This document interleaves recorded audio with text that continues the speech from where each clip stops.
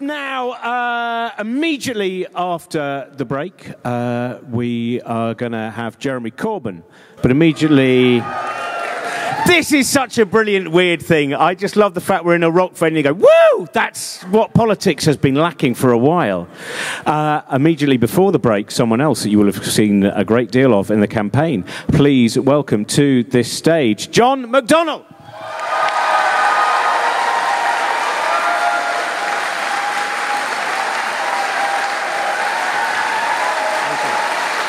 Thanks a lot. Thank you. Thanks a lot. Thank you.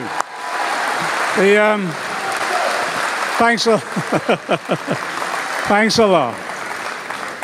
Last time I was on this stage, I cracked a few jokes, wound up in the Daily Mail, and almost lynched by the Parliamentary Labour Party.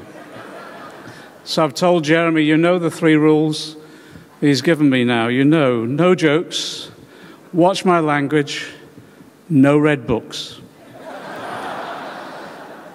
Before I say anything, there are 3 major disputes going on in this capital city at the moment, which we need to send our solidarity to. So I want to send our solidarity to the BA cabin crew on strike at the moment.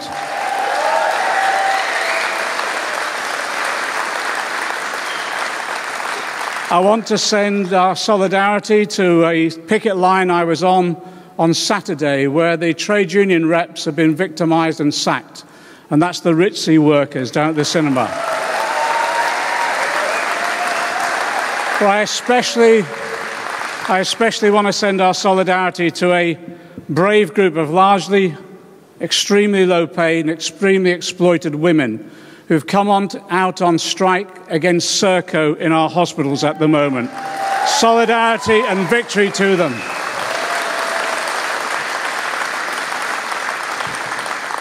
I want to thank Francesca Martinez, who's been organising these events throughout the country. She's just a wonderful human being. But I just want to say thanks to you all as well. It was 2 years ago, almost 2 years ago, that we set out on this journey to, first of all, to try and get Jeremy Corbyn onto a ballot paper so he could stand as leader of the Labour Party. And at that point in time, actually, it was like stand-up comedy, because no one gave us a hope in hell. In fact, he was 200 to 1 against. And I must be the only person who never put a bet on. And I was his campaign manager. And you know the story. We begged, loved, and borrowed to get him on that ballot paper. And then when we did, within 4 weeks of the campaign, we knew we could win. And we knew we could win, especially when Tony Blair intervened against us. But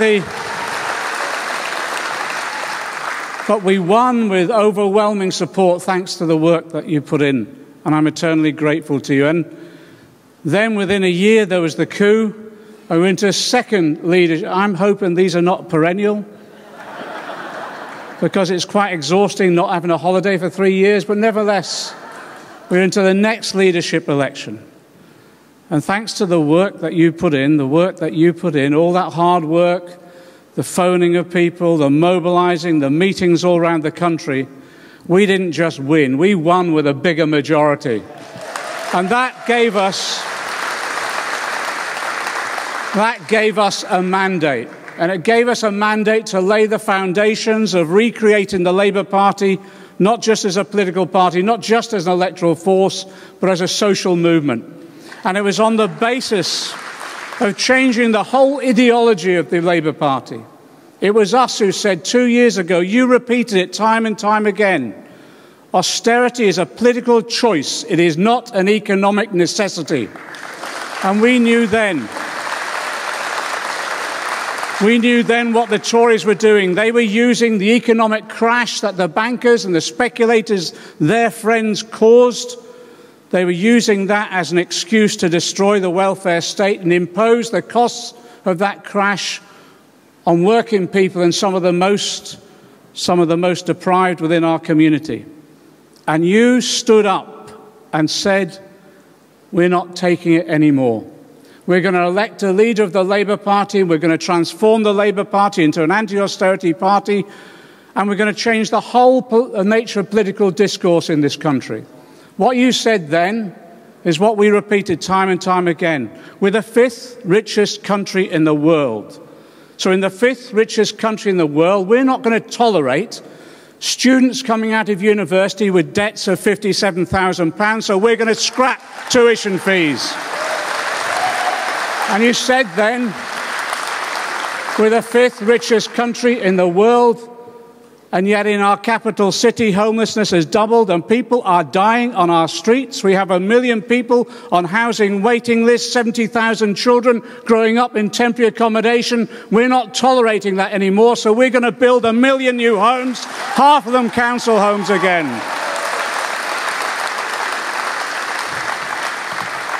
And you said as well, we're not going to allow some of the most vulnerable within our community to be targeted and victimised by this vicious Tory government. That's why we supported from the very foundation Disabled People Against the Cuts and their campaign to scrap worker capability assessment. And we also said when people go to work, when they go to work, they should be paid a real living wage, £10 an hour, reinforced and protected by trade union rights. That's why, when we come to power, we'll scrap the Trade Union Act the Tories introduced. All of those policies you debated, you discussed, and we inserted into our manifesto. And to be frank, that manifesto, when we published it, I'm grateful for the comrade who leaked it, who gave us a favour of an additional 5 days of publicity. And when it went round and when it was discussed and debated, why did it strike home as common sense and pragmatic to most people? It's because it was hammered out in the discussions that you took place amongst yourselves and in which we were learning the lessons of what life is like in our communities now and how we have to change it.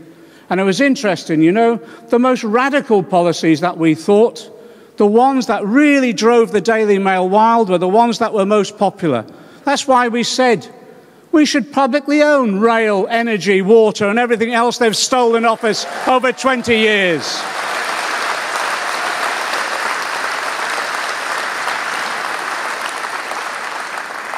Now, only 7 weeks ago, we were 24 points behind in the opinion polls.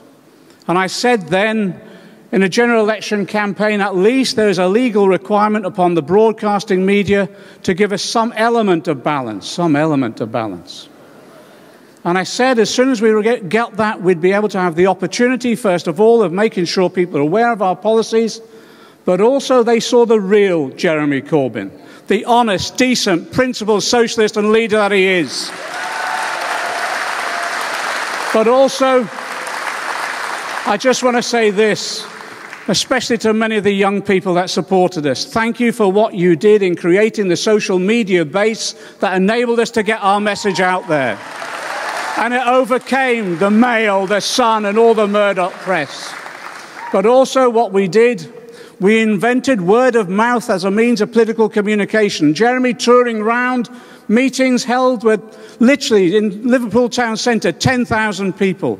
On the beaches of Hastings and round the country, thousands of people turning up for open-air meetings. The only thing that stopped them was the tide coming in. It was an unbelievable success of mobilisation. But many of you were organising those meetings and ensuring that people turned up, heard the message, and when they heard the message, they went home and became advocates for us within our own communities. And what did it teach us? Well, we were 24 points behind, and to be frank, if we'd have had another couple of weeks of the campaign, we'd be in government now. And I share,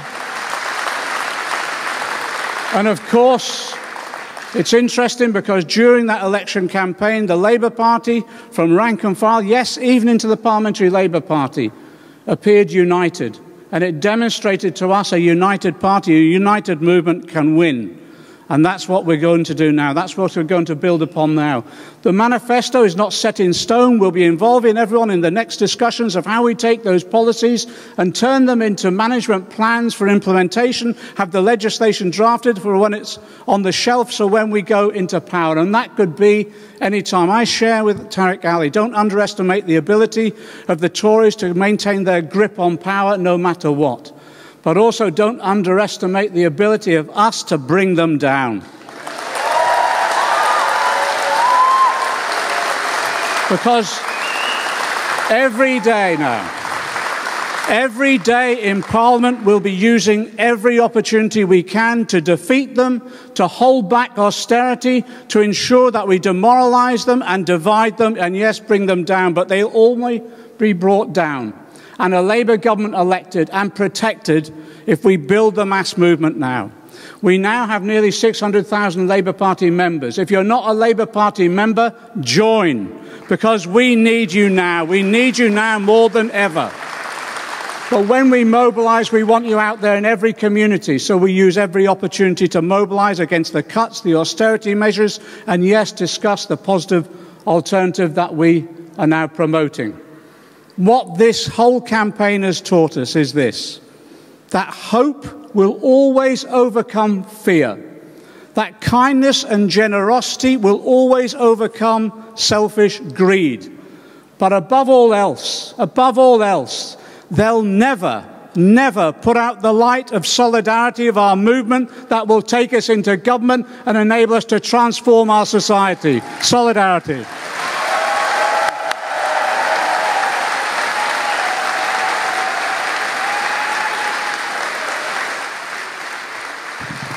John McDonnell, thank you very much.